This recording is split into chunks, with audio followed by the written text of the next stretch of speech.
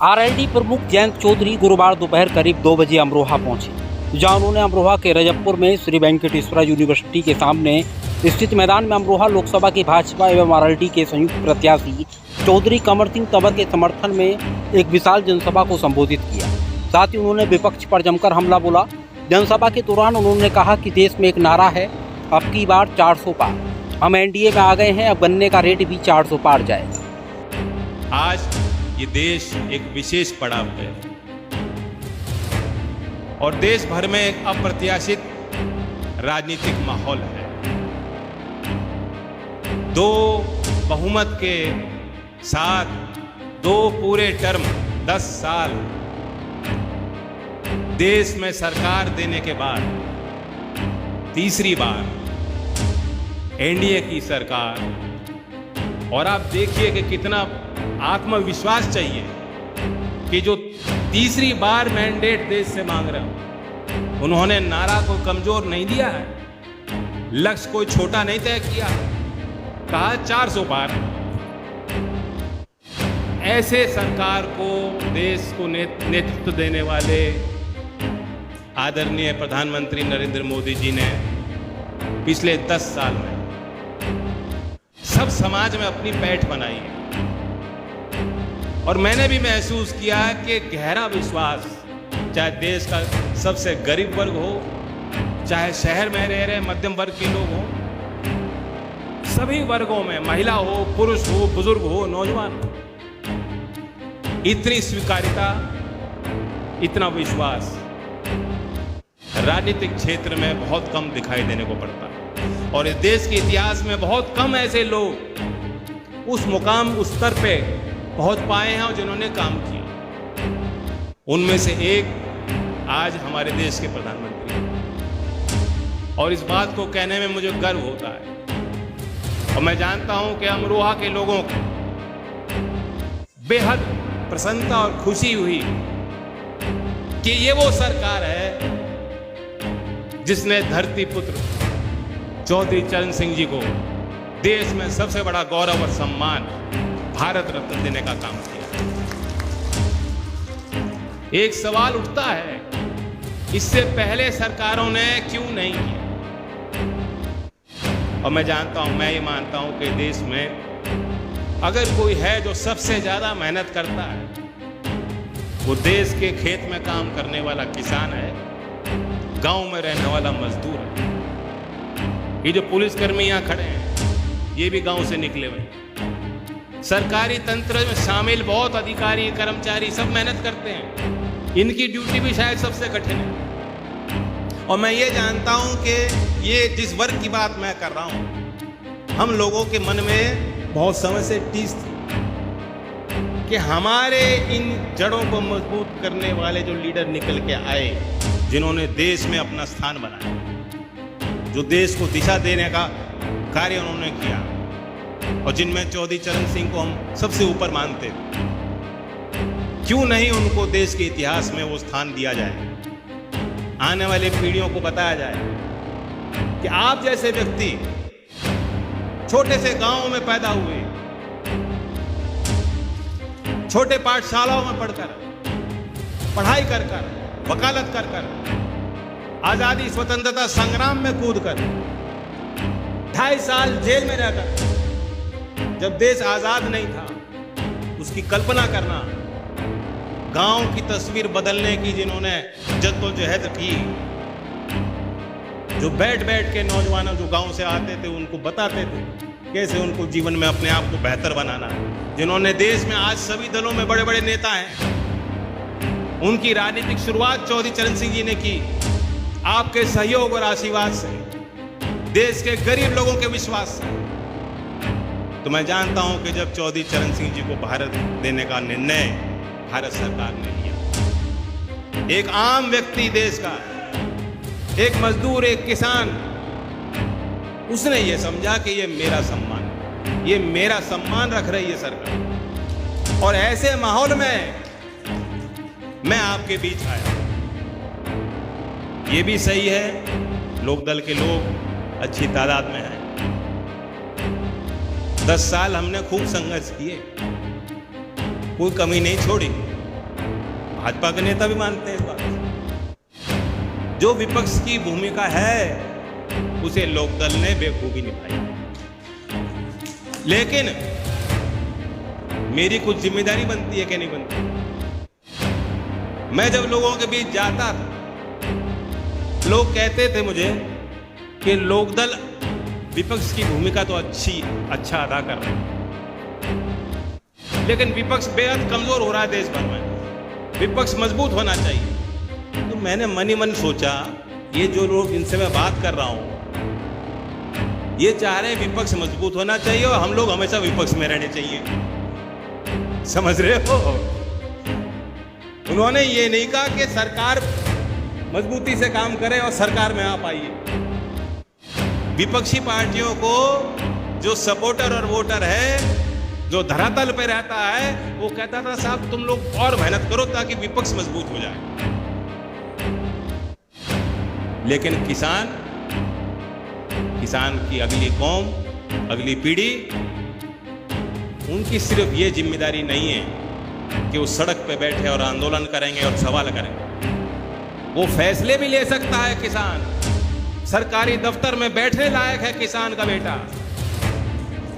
देश की राजनीतिक गद्दी में विराजमान होकर देश को दिशा देने का काम किसान कर सकता है। और जो काम पहले चौधरी चरण सिंह जी ने खुद किया, इतने बेहतरीन शासक के तौर पे उनको देखना हमें चाहिए। ये तो सब लोग जानते हैं कि चौधरी चरण सिंह जी किसानों के लिए, गांवों के लिए बहुत कुछ करते थे और उन्होंने किया। और उन्होंने जो नारा दिया था कि देश की खुशहाली का रास्ता खेत और खलियान से ऊपर गुजरता है, उसकी गूंज आज भी प्रत्येक राजनीतिक मंच से वो बात रखी जाती है और उसकी गूंज का प्रभाव गांव-गांव तक जाता है। लेकिन चौधरी साहब का प्रभाव हमारे जीवन के आज भी हर क्षेत्र में आपको दिखाई पड़ता है। नाबार्ड की स्थापना उन्होंने की। मैं पुलिस कर्मियों की बात कर रहा था। पुलिस रिफॉर्म, पुलिस सुधार एक बड़ा प्रश्न है, बड़ी चुनौती सभी सरकारों के सामने। देश में पहला राष्ट्रीय पुलिस आयोग का गठन जब चौधरी साहब गृह मंत्री थे तब हुआ। पंचायती राज मंत्रालय कोई था ही नहीं। आप जहां जहां सोचेंगे, जहां जहां देखेंगे, वहां आपको पता लगेगा कि यहां शुरुआत, इस जो विजन है जो आज हमें दिखाई दे रहा है, वो बीज रखने का काम उस समय हुआ। चौधरी साहब बड़े उद्योगों के खिलाफ जरूर थे।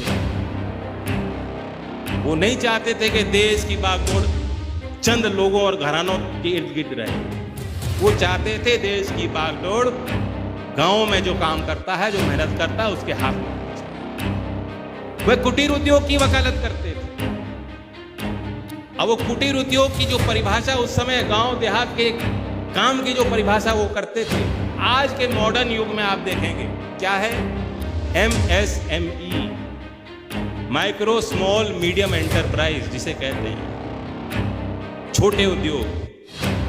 आज रोजगार सृजन के क्षेत्र में रोजगार देने का जब मौका आता है, जब ये सवाल उठता है कि बेरोजगारी, इस चुनौती से कैसे पार पड़ेंगे हम लोग, तो जितने छोटे काम, छोटे व्यापार, छोटे कारखाने, छोटे उद्योग को आप बढ़ावा दोगे, सबसे ज्यादा रोजगार वहीं पैदा होगा। अब AI का जमाना है, बिग टेक्नोलॉजी आ गई है। ऐसे जमाने में जब विदेशों से निवेश होता है, पूंजी निवेश, और जो घरेलू जो उत्पाद करने वाले जो कंपनियां होती हैं, सब धराशायी हो रही हैं एक के बाद एक, उन सबको खरीदा जा रहा है। ऐसे समय पे हमें याद करना चाहिए कि उस समय, उस दौर में चौधरी साहब कहते थे कुटीर उद्योग। और आज देश की वास्तविकता है कि 10 साल में आज जो सरकार चल रही है, ये उनका प्राथमिकता ये रही है कि MSME को हम बढ़ावा कैसे दें। और मैं आपको आग्रह देता हूं कि 2014 में MSME का जो बजट था मंत्रालय का, वो 3,300 करोड़ था। और 2023-24 का केंद्र सरकार का जो बजट अभी हुआ है, उसमें वही आंकड़ा 22,138 करोड़ तक चला गया।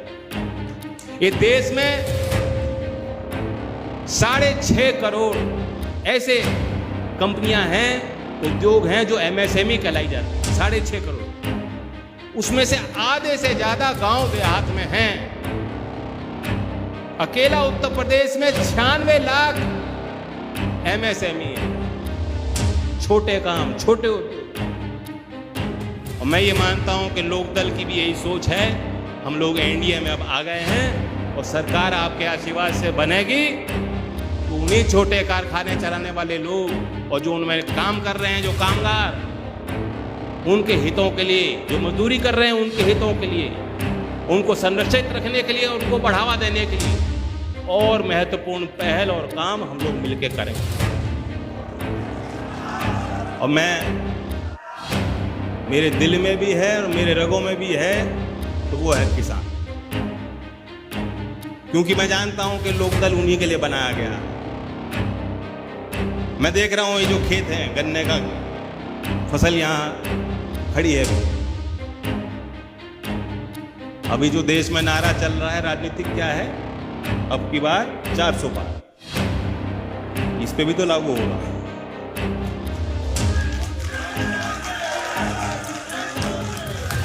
होना चाहिए कि नहीं होना चाहिए? हाथ खड़ा करूंगा। समझदार के लिए इशारा ही काफी होगा। अब क्या होगा, कब होगा, कैसे होगा, सब लोग मिलके करेंगे। तो मैं बहुत अल्प समय में अपनी बात कहना चाहता था। आप लोग मुझे बहुत करीब से, बहुत सालों से देख रहे हो, ऐसा नहीं है, सब लोग जानते हैं मुझे। 2005 की बात है, जो हमारा नारंगपुर में कॉलेज है, वहाँ एक सभा हो रही, हम लोग सरकार में शामिल। आप सोचिए, उसके बाद अब हम शामिल हुए हैं सरकार में, यूपी में। 2005 में हम सरकार में शामिल थे। मेरे साथ मंच पे सिंचाई मंत्री थी और किसानों ने समस्या रखी कि यहाँ जो है पानी का स्तर गिर रहा है, हम चाहते हैं नहर का विकास हो जाए। कुछ लोग होंगे यहाँ अभी जो उस समय मौजूद थे, ये मांग उठी थी। उसी समय मन से हमने वादा किया था कि जरूर उसकी भरपाई। आज उस नहर में जो चौधरी चरण सिंह मध्य फेज 2 नहर परियोजना है, पानी आ रहा है कि नहीं आ रहा? तो लोकदल की जवाबदेही और लोकदल की ईमानदारी आपने देखी। बीजेपी की आप देख रहे हो। प्रधानमंत्री जी जो बात कहते हैं, पहले लोगों को समझ में नहीं आती, बाद में जब तस्वीर हकीकत में बदलती है तो लोग कहते हैं वाकई। एक तरफ विपक्ष ये फैसला कर रहा है कि बंटवारे कैसे होंगे, और दूसरी तरफ कार्य पद्धति को आप देखेंगे तो चर्चाएं और रणनीति बनाई जा रही है कि 25 साल बाद देश का स्वरूप क्या होगा। चौधरी चरण सिंह की कार्य पद्धति भी यही होती थी। वो कहते थे आगे क्या होगा, भविष्य में क्या होगा। और जो नेता भविष्य की चिंता नहीं करता, सिर्फ मैं, मेरा परिवार, मेरी पार्टी, मेरा चुनाव, मेरा वोटर, जो नेता यहां तक सीमित रह जाता है, अतीत कितना ही शानदार उस नेता दल का क्यों ना हो, भविष्य वहीं समाप्त हो जाता है। ये इशारा भी समझ लीजिएगा, जिनको छोड़ के हम लोग आए हैं उनके लिए इशारा हो रहा है। पीडीए उठाए फिर रहे हैं। अगर वह कहते हैं कि हम किसान और मजदूर और नौजवान और महिला के सम्मान के लिए अलायंस बनाएंगे, और अगर उसमें अनुसूचित जात के नेताओं को और कार्यकर्ताओं को स्थान देते, तो हम शायद उनको छोड़ के यहां इस मंच पर नहीं। जिस ईमानदारी से मैं बात कह रहा हूं, कोई नहीं कहेगा। अलायंस होते हैं, टूटते हैं, पहले भी हमने किए हैं, अब बाद में कारण नहीं बताए जाते। और कारण मैंने आपको बताया, क्योंकि ये जो मजमा है ये कोई आम सभा नहीं है। कौन है मेरा परिवार? ये आप लोग हैं, और लोकदल ने और हम लोगों ने आपके सहयोग से किया है। बागपत का क्षेत्र जिसकी जिक्र मैं कर रहा था, सुनील जी जानते हैं, 1937 से शायद पहला चुनाव है जो चौधरी चरण सिंह जी के परिवार से कोई चुनाव नहीं लड़ रहा। 1937 से लेकर अब तक बागपत के क्षेत्र पे आप सोच सकते हो मुझ पे कितना दबाव था कि चुनाव लड़िए, और हमने वहां से डॉक्टर राजकुमार सांगवान जी को प्रत्याशी बनाया है, जो 1980 में माया त्यागी कांड में जेल गए थे। और जब वो चुनाव का अपना नामांकन भरेंगे तो आप देख लेना, मैं तो नहीं जानता, ना मैंने उनसे पूछा, लेकिन मेरे समझ में उनके बैंक के खाते में भी 400-500 रुपए होंगे, उससे ज्यादा कोई उनकी ना गांव में संपत्ति, ना उन्होंने 40-50 साल राजनीति करके कुछ हासिल किया अपने। तो जो दल ऐसे कार्यकर्ताओं को बढ़ाती है और सम्मान करती है, ऐसे दल के सभी सदस्यों को मैं कहना चाहता हूं, आप चाहते और चाह सकते थे कि मैं भी यहां चुनाव लड़ूंगा, लेकिन कंवर सिंह तंवर जी और मुझ में कोई फर्क मत मानिए। ये भारतीय जनता पार्टी की तरफ से उम्मीदवार हैं। इनका सिंबल 26 तारीख में आप जानते हो, कमल का फूल, हैंडपंप मत ढूंढना। क्या है सिंबल? सब जानते हैं, पूरा देश जानता है, देश क्या विदेश जान गया। तो कंवर सिंह तंवर जी बीजेपी के उम्मीदवार हैं, एनडीए के उम्मीदवार हैं, लेकिन लोकदल वालों को खास तौर से कह रहा हूं, और ये भी सुन रहे हैं कि हम इन्हें लोकदल का, राष्ट्रीय लोकदल का एमपी मानेंगे। ठीक है ना, किसी को दिक्कत तो नहीं इस बात से किसी को दिक्कत? जब बीजेपी के जिला अध्यक्ष कह रहे हैं बिल्कुल, तो कोई बात नहीं रहेगी, कोई कसर नहीं रहेगी। तो अपना एमपी बनाइए, कुछ मेरे हाथ में भी मजबूती दीजिए। हम लोग ईमानदारी से काम करते हैं, जहां जिसके साथ रहते हैं, आज तक ईमानदारी के साथ कार्य किया, और आज एनडीए में जाने का कुछ आपके लिए अच्छा सोच के हमने निर्णय लिया है कि देश के लिए विकसित भारत के नारे को आगे बढ़ाने के लिए हम एनडीए में आए। तो मेरी बात का आप ध्यान देके जो आज मैंने कही है, ये सोच